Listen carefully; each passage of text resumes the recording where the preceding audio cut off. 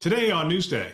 We've got to really emphasize a safe environment where people have a delegated authority to say no. That's cultural, right? Setting the right protocols so people trust they can make decisions that don't seem right to them.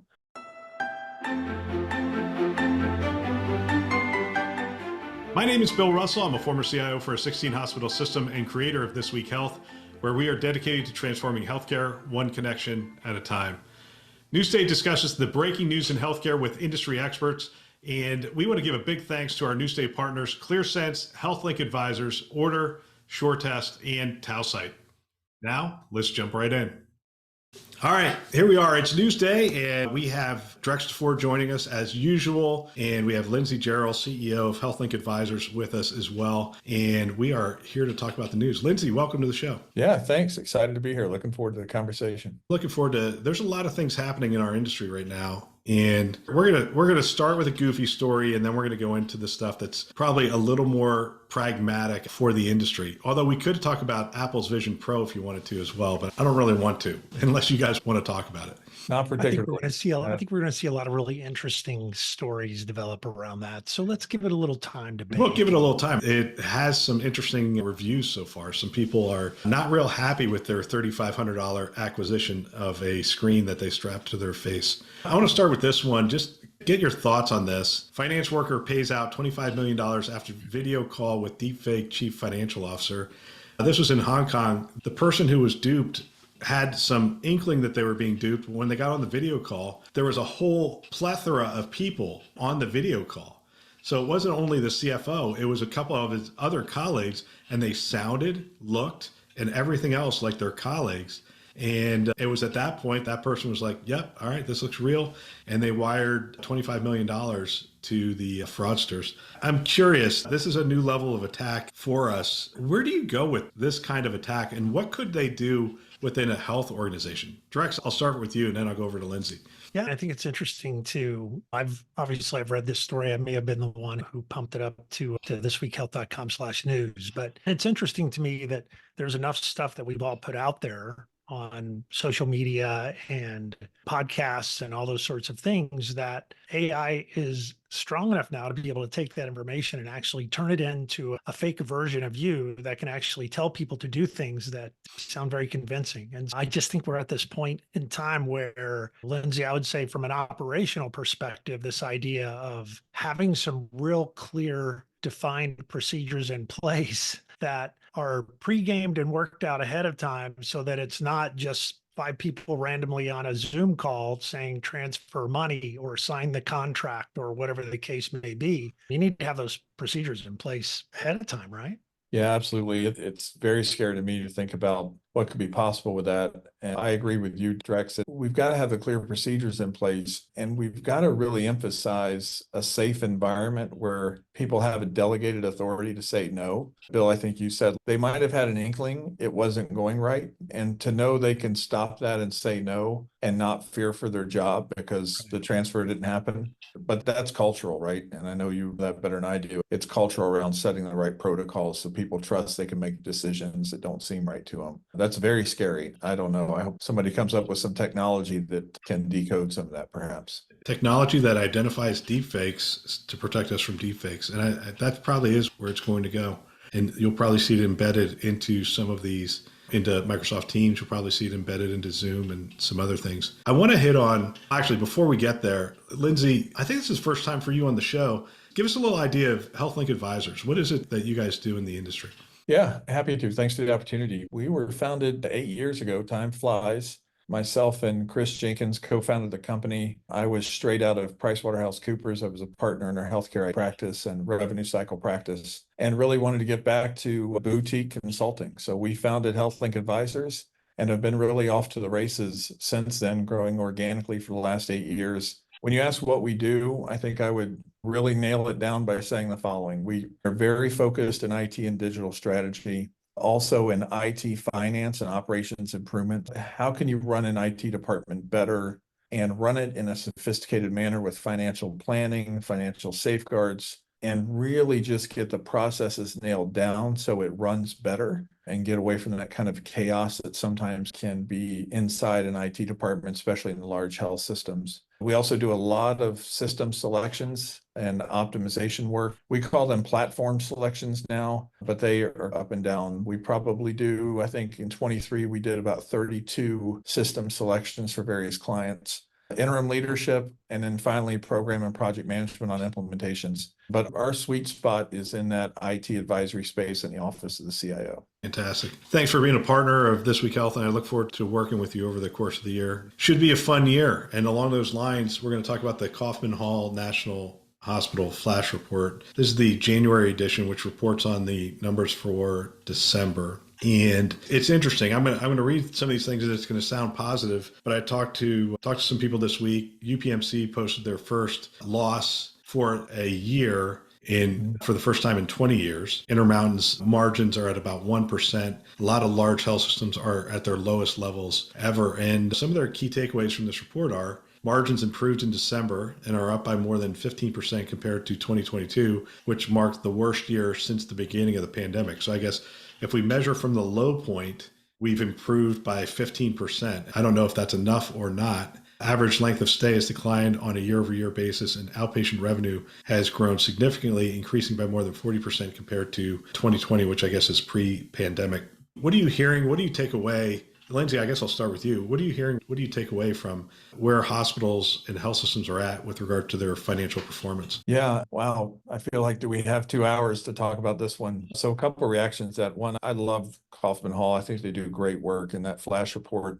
I'm always a sucker to read it every month it comes out, because sometimes it's just confirming what we feel right through client meetings and trying to get sales and listening to clients. So it's a good bellwether for us in terms of what we're seeing. And then when looking at the report this month, Bill, one of the things I noted, which I also noted it towards the end of last year, while we're seeing kind of overall index improvement, I think the stories in the regions, right? Kaufman Hall breaks it down into 4 or 5 regions.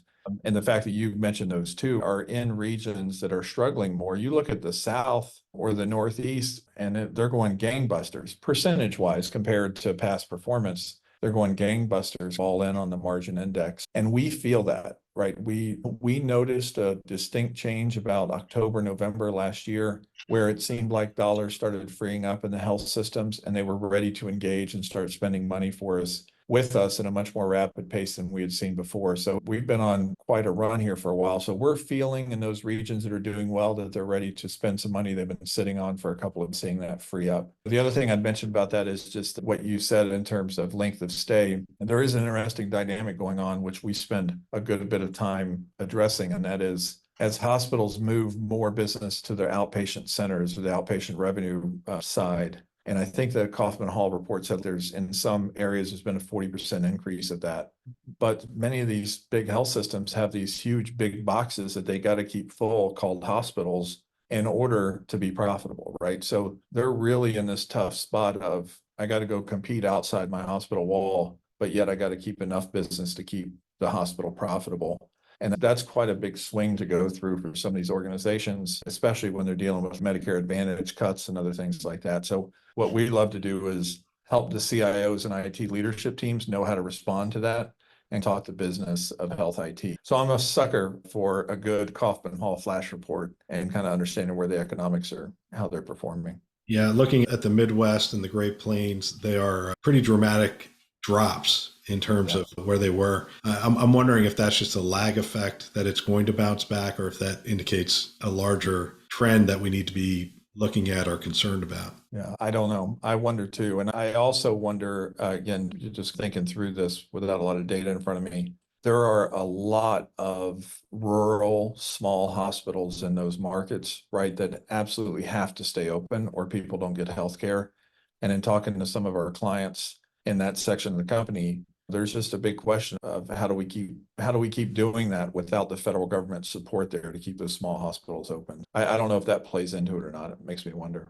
Drex, we have a lot of these conversations with CIOs, and we've heard some interesting stories around the cuts they're being asked to make. And this, by the way, is on the East Coast, West Coast, Midwest. And the numbers they're beyond fluff, right? Move beyond the fluff of every IT budget at least back in the day, had some fluff in it that you could cut. We're moving beyond that. How do we make those cuts responsibly? How do we make those cuts and not jeopardize the future of the organization? Yeah, I think you cut into the meat and then you cut into the bone. And I think in a lot of places we're cutting into the bone, and not just in the information services department, but in a lot of places in these organizations too. So from a CIO perspective, it was always very important to me to go into whatever new organization I went into and immediately prove to my CFO, my CEO, my executive cabinet peers that I was going to be a great steward of whatever resources were allocated to me. And I was going to be a great resource to all of my partners, meaning my peers in that executive cabinet, clinical research operations peers. I was going to be a great partner of theirs to help them get the things done that they needed to get done, help them guide them through digital transformation and the work that needed to be done there. And so I know that's a lot of work that Lindsay does now, and his team is really great at it. I'd like to hear you, Lindsay, talk about how that turns out to be a really important part of building that foundation of trust,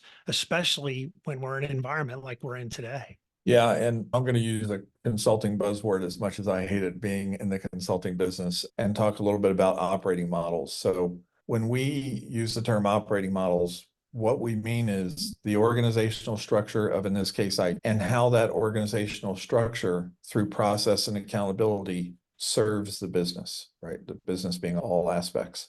And we talk and teach and collaborate a lot on that operating model. And so to go back to what you were bringing up, we want the CIO sitting there peer to peer with their business leaders, thinking about how are we servicing the business? How can I stay ahead of what they're going to need? And we even use the terms like internally, we need to be account managers to our service lines so we can anticipate what they need from IT, right?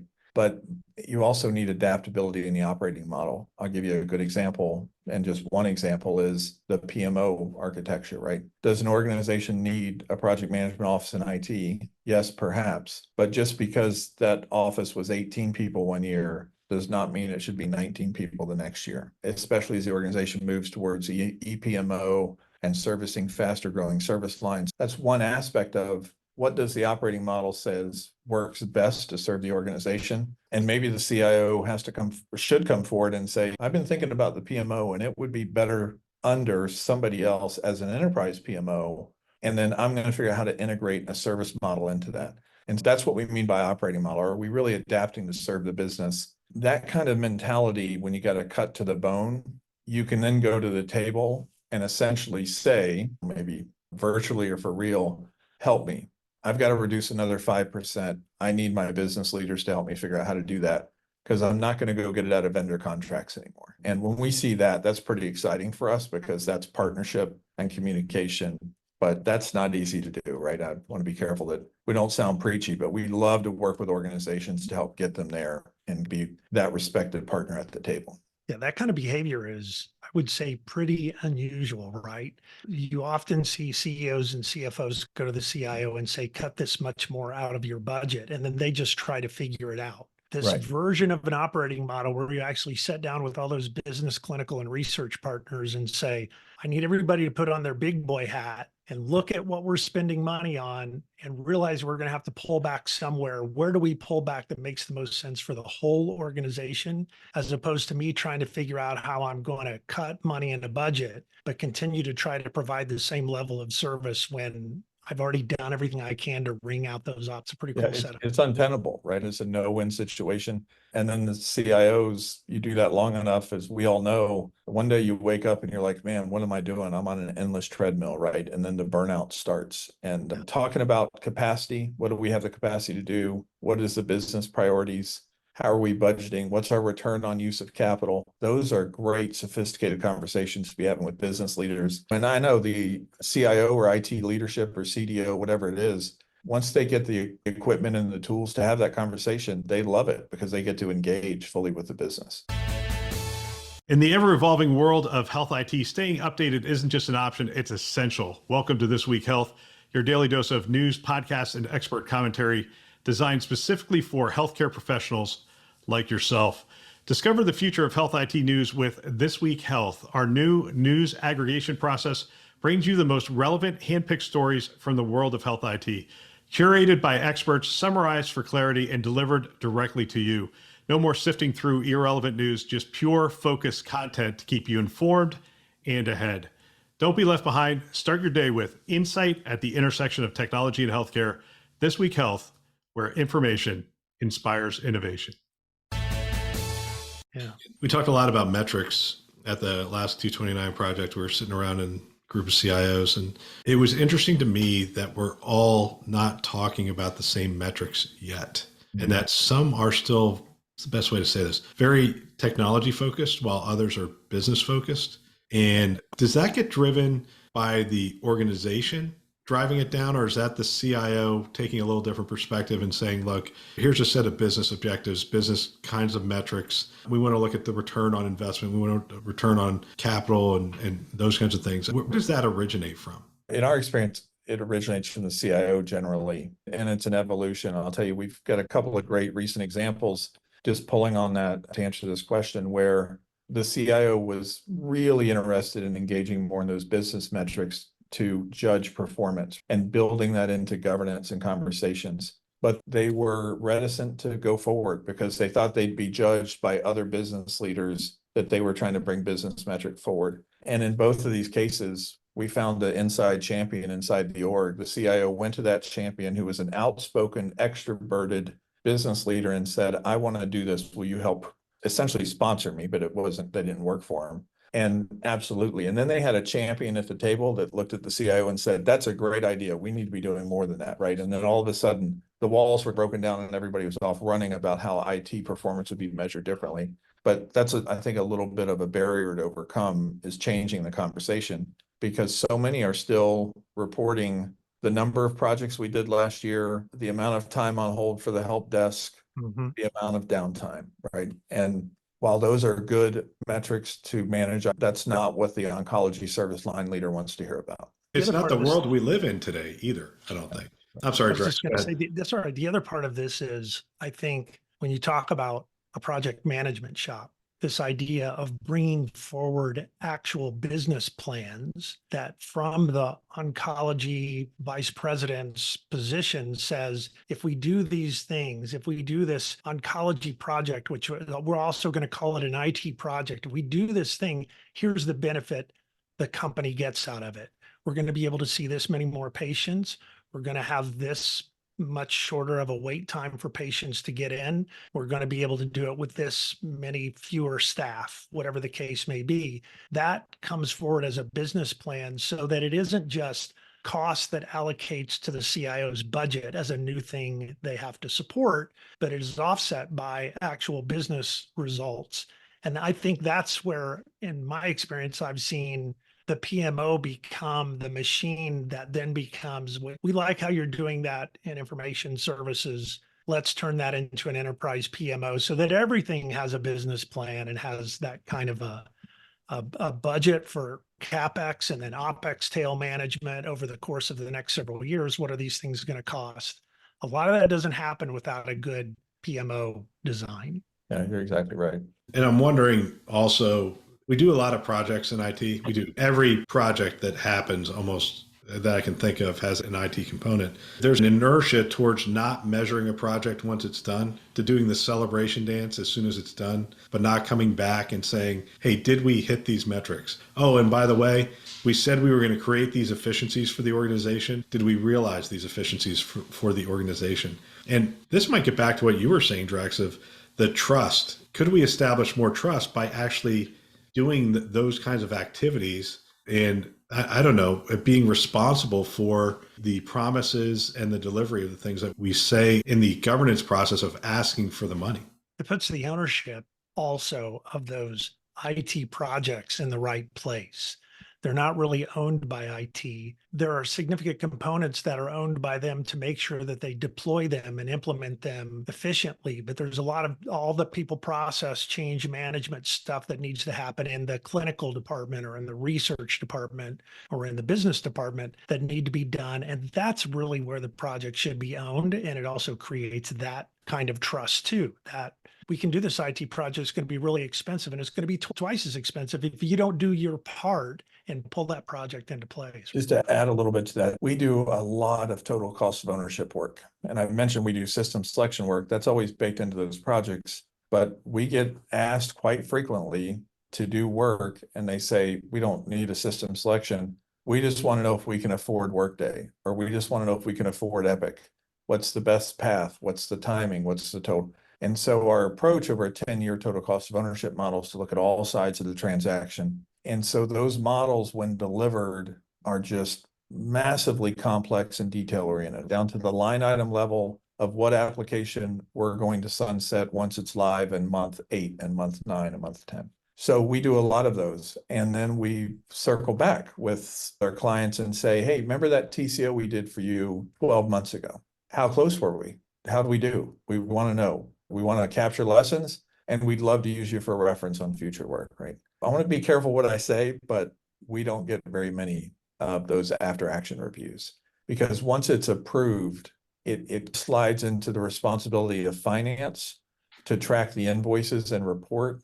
And then that's how folks track a project. What we've turned that into now is when we deliver the TCO document, is to turn that into a budget tracker and say, look, the finance manager in IT needs to keep this updated in parallel with finance, because you're accountable, right? You walk the plank to get this approved. Now we're accountable to deliver it as we said we would.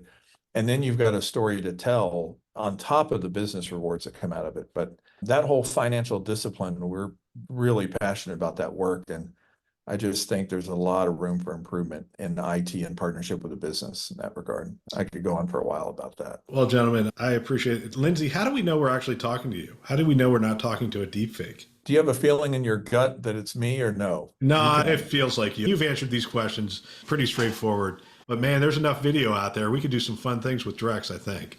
That is true. And we'd suddenly have to ask them to transfer the money late in the call. So we'll see. Maybe it's a little too late for that. Lindsay, Drex, thanks for coming on the show. Always a pleasure. Yeah, thanks very much. Thank you. Thanks for listening to Newsday. There's a lot happening in our industry, and while Newsday covers interesting stuff, another way to stay informed is by subscribing to our daily insights email, which delivers expertly curated health IT news straight to your inbox. Sign up at thisweekhealth.com/news. Big thanks to our Newsday sponsors and partners, ClearSense, HealthLink Advisors, Order, SureTest, and Tausight. You can learn more about these great partners at thisweekhealth.com/partners. Thanks for listening. That's all for now.